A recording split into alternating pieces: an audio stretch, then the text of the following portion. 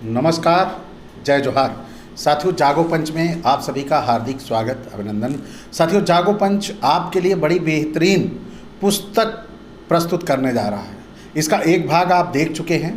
उस भाग में आपने देखा था कि ईश्वर जो है वो मूर्ति में नहीं है, जो मूर्ति पूजा है वह गलत है। यह आर्यों की मान्यताएं हैं। तो ये पुस्तक जो मैं आपको सुना रहा हूँ, इस पुस्तक का नाम है आर्य मान्यताएं, यानी आर्यों की मान्यताएं क्या थी, इस संदर्भ में इन्होंने लिखा है।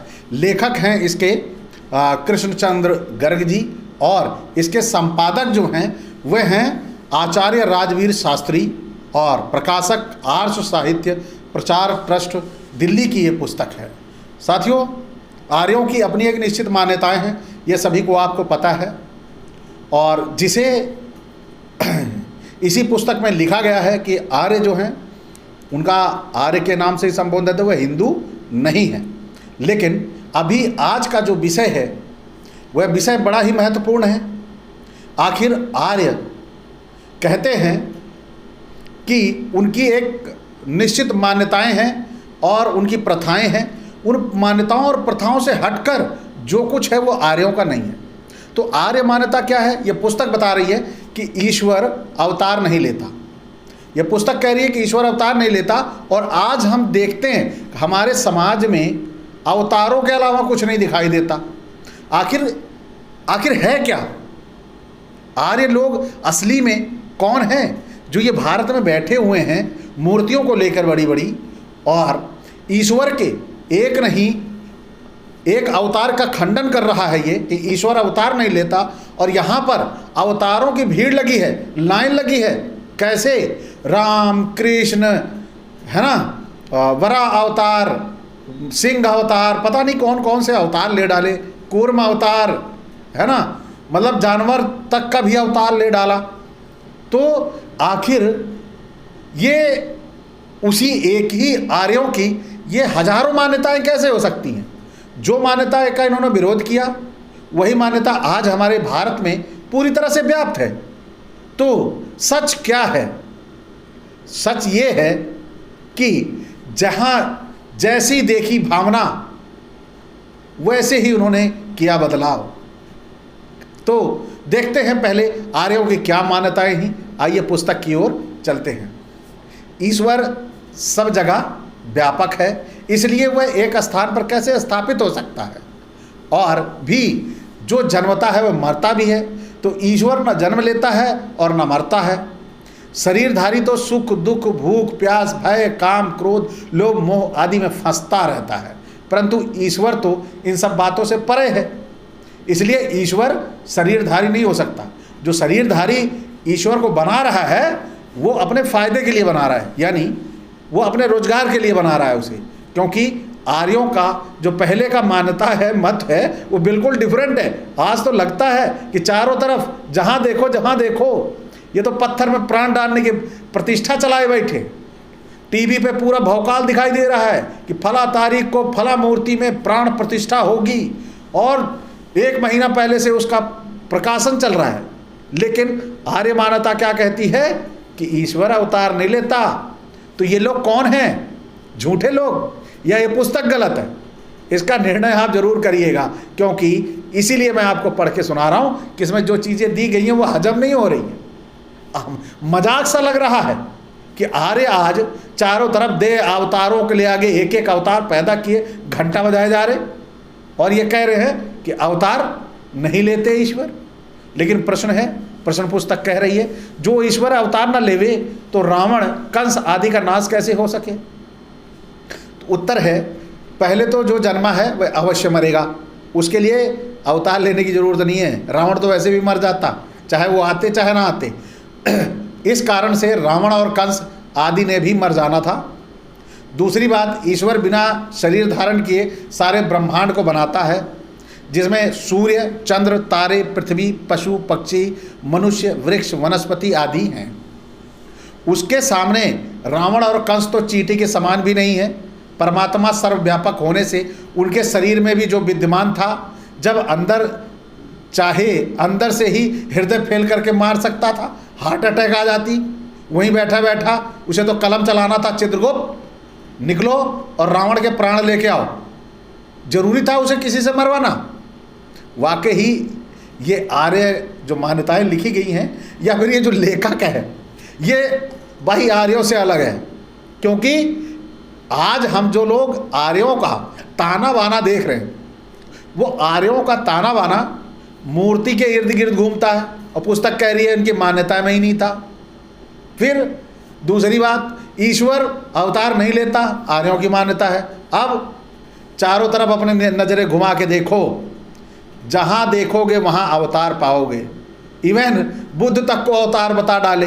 अब बताइए, जिन्होंने इन सब का विरोध कर डाला कि पीछे सारे अवतारों का अपने यहाँ बुद्ध का नाम लेने से खंडन हो जाता है, उन्हें भी इन्होंने कह दिया वो भी अवतार है। तो ये अवतारों की जो झड़ी चल रही है, सिलसिला चल रहा है, वो बढ़ता जा रहा है। अभी कल की आने वाला है, मतलब वो वेटिंग में है। तो इन्होंने भगवान के अवतार जो बताए और आर्य लोग जो ये मान्यताओं वाली किताब लिखी है, ये दोनों का सामंजस्य नहीं हो रहा है। आप निर्णय करें भैया, आखिर ये हो क्या रहा है, ये करना क्या चाहते हैं, आखिर क्यों ऐसा करना चाहते हैं आर्य लोग? पहले तो उन्होंने भगवान को कहा अवतार नहीं है होते, और आज अवतार दबादब लगाए हुए हैं, जबकि इसके प्रति उन्हें ध्यान देना चाहिए कि उनकी ये मान्यता ही नहीं थी। चलिए आगे चलते हैं, ये राम और कृष्ण को क्या कह रहे हैं। श्री राम तथा श्री कृष्ण महान पुरुष थे, वे ईश्वर ना थे और ना ही ईश्वर के अवतार थे। ये बात तो समझ में हमें भी आती है कि ईश्वर अवतार नहीं ले सकता, उसे इसकी ज़रूरत नहीं है। ये भी कह रहे हैं कि वो ईश्वर नहीं थे, अवतार नहीं थे, वे ईश्वर भक्त थे। वो ईश्वर के भक्त हो सकते हैं, ये मान सकता हूँ, क्योंकि भक्ति हमारे देश में चरम पे है। श्री राम तथा श्री कृष्ण भी अन्य पुरुषों की तरह ही अपने माता पिता से पैदा हुए थे। उनके भी भाई थे, उनके भी मित्र थे और शत्रु थे। उन्होंने भी कार्य किए, उन्होंने भी सुख दुख झेले। वे विद्वान थे, बलवान थे, नीतिवान थे, सत्य और न्यायप्रिय थे, वे परोपकारी थे। उनके जीवन से कुछ अच्छी बातें लेकर हम अपने जीवन में अपना लें तो यह उनकी पूजा होगी, महापुरुष कह सकते हैं। लेकिन अब उन्हें कहना ईश्वर कह डालना, अवतार लिया था, यह कोरी गप लग रही है, यह आर्य मान्यता में भी शामिल है। तो ऐसी पुस्तकों का समाज में, मतलब जैसे बोलते हैं ना कि इसे ज़्यादा से ज़्यादा पहुंचना चाहिए कि लोग समझें। ये जो मूर्ति के पीछे दौड़े दौड़े भागते रहते हैं, मंदिरों के पीछे भाग रहे हैं दौड़ दौड़ के, आखिर ये प्रवृत्ति आई कैसे इनमें? आखिर ये आर्य लोग अपने सनातन को छोड़ कैसे बैठे? ये आर्य लोग अपनी ही चीज़ों को छोड़े कैसे, ख़त्म कैसे किए, ये समझना था। लेकिन अब ज़्यादा मैं बोलूँगा अपनी तरफ से तो लोगों को आहत भी भावनाएं हो सकती हैं, लेकिन जब यह आर्य मान्यताएं लिखी पढ़ी रखी हैं तो कोई दिक्कत नहीं होनी चाहिए।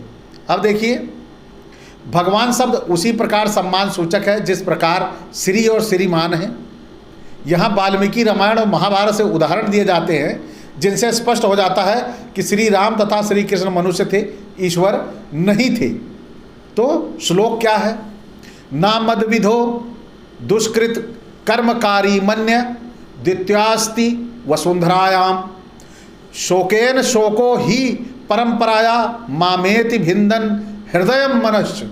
ये वाल्मीकि रामायण का है। इसमें कह रहे हैं सीता के हरण के बाद श्री राम लक्ष्मण कहते हैं मैं समझता हूँ कि इस भूमंडल पर मेरे समान दुष्कर्म करने वाला कोई नहीं है, क्योंकि शोक मेरे हृदय और मन को भेदने को प्राप्त हो रहा है।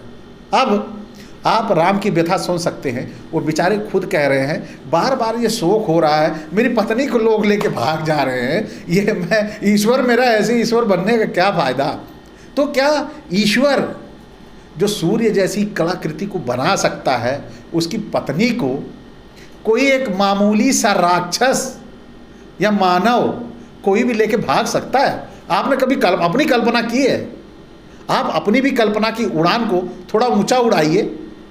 सूर्य जैसा क्रिएशन जिसने किया है, ये पृथ्वी जैसा क्रिएशन जिसने किया है, चांद जैसा क्रिएशन जिसने किया है, क्या उसकी पत्नी को रावण लेके भाग जाएगा? अगर अवतार भी लिया है तो उसकी हिम्मत नहीं है, उसकी औकात नहीं है कि वो ऐसा कर पाता। लेकिन अब ये क्या है, इसे बोलेंगे कि ये कल्पना की उड़ान है और उन्होंने उड़ा दिया। अब अगला श्लोक है, जो मैं अगर श्लोक ही पढ़ता रहूँगा तो वीडियो बहुत लंबा होगा, लेकिन मैं आपको अगला श्लोक का अर्थ बता रहा हूँ। श्री राम से पूर्व जन्म में मैंने निश्चय ही घोर पाप किए होंगे। लक्ष्मण से कह रहे हैं श्री राम कि पूर्व जन्म में मैंने निश्चय ही घोर पाप किए हैं और बहुत बार किए हैं। उन्हीं पापों का फल आज मुझे प्राप्त हो रहा है। मेरे ऊपर दुख ही दुख आ रहे हैं। ये है भगवान की दशा, बेचारे भगवान। तो किसने ने भगवान कह दिया, जो इस तरह बेचारे पूर्व जन्म के पाप को लेकर घूम रहे हैं। यानी जन्मों जन्मों का पाप कौन सोच रहा है? मनुष्य ही सोचता है। ये मनुष्य की अवधारणा है, ये ईश्वर की अवधारणा नहीं है। ये कौन कह रहा है? ये पुस्तक कह रही है, ये आर्य कह रहे हैं। आर्य मान्यता है, ये मेरी मान्यता नहीं है। मेरी मान्यता तो बहुत ठोस है कि अगर ईश्वर होता दिखता, ईश्वर होता महसूस होता, और जब वो महसूस नहीं हो रहा तो कहीं नहीं है। फिर आगे चलते हैं, ये क्या कह रहे हैं? वयम चैव महाराज जरासंध भयात तदा मथुराम परित्यज्य गता द्वारवर्ती पुरीम। ये महाभारत सभा पर्व का है। इसमें श्री कृष्ण युधिष्ठिर से कह रहे हैं, महाराज जरासंध के भय के कारण हम मथुरा छोड़कर द्वारिका चले गए।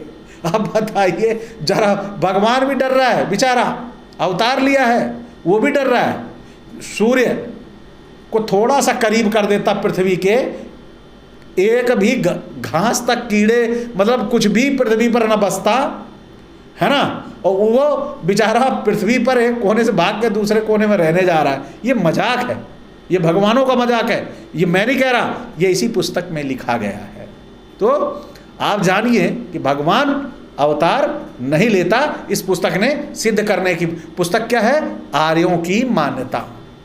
अब देखिए महाभारत पर्व में फिर क्या लिखा हुआ है? ना स्म मृत्युम वयम विदम रात्रो वा यदि वा दिवा ना चापी कस्मिदमर युद्धेन नु सुषुम। यानी श्री कृष्ण ने कहा, हम यह नहीं जानते कि मृत्यु कब आएगी, रात में आएगी, दिन में आएगी। हमने यह नहीं सुना कि युद्ध न करके कोई अमर हुआ हो। तो ये ईश्वर की भाषा नहीं लगती।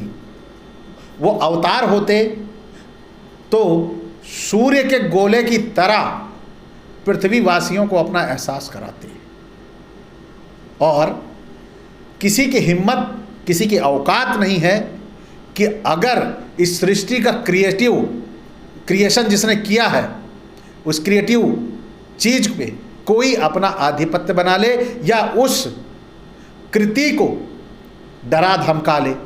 ये जो भी बोल रहा है, इसने ईश्वर के साथ अन्याय किया है। या ये कथाएं थी, मनोरंजन के लिए लिखी गई थी, या फिर वास्तविक लोगों की कहानियां भी लिखी गई थी, तो निश्चित तौर पर वे एक अच्छे पुरुष, अच्छे मानव हो सकते थे, लेकिन वे भगवान नहीं हो सकते थे। यह आर्य मान्यता है, इस पुस्तक में लिखा गया है। ये अचल सिद्धार्थ की भाषा नहीं है, ये इस पुस्तक की भाषा है। तो साथियों, निर्णय आप करेंगे, क्या वास्तव में आप थोड़ा सा अपनी कल्पना की उड़ान को आगे लाइए, या थोड़ा सा चेतन अवस्था में सोचिए। क्या सोचना है कि ईश्वर है, उसने इस ब्रह्मांड को बनाया, उसने तारे, चांद, ज्वालामुखी, बड़े बड़े ये सब पृथ्वी पर बनाए हैं। और रावण जैसा व्यक्ति जहां बैठा हुआ उत्पात मचा रहा है, नीचे से एक ज्वालामुखी फाड़ देते, रावण बचा रह जाता। मजाक किया है ईश्वर के साथ।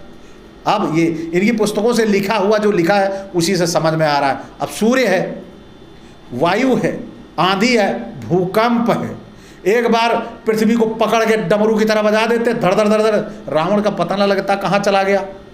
लेकिन अब अंधविश्वास और पाखंड फैलाना है और अपनी रोजी रोटी को चलाना है, तो कुछ भी लिख लो और किसी भी तालाब की मिट्टी को रूप देके उसकी पूजा कर लो। तो साथियों, आज का ये वीडियो आर्यों की मान्यताएं आपको कैसे लगी? ईश्वर अवतार नहीं लेता, और अच्छी लगी हो तो लाइक करें। साथ ही जो साथी नए देख रहे हैं चैनल को सब्सक्राइब करना ना भूलें, बेल आइकन की घंटी भी दबा लें जिससे हमारे वीडियो का नोटिफिकेशन आप तक तुरंत से पहुंच जाए। इसी के साथ साथियों मैं विदा चाहूँगा। नमस्कार, जय जोहार।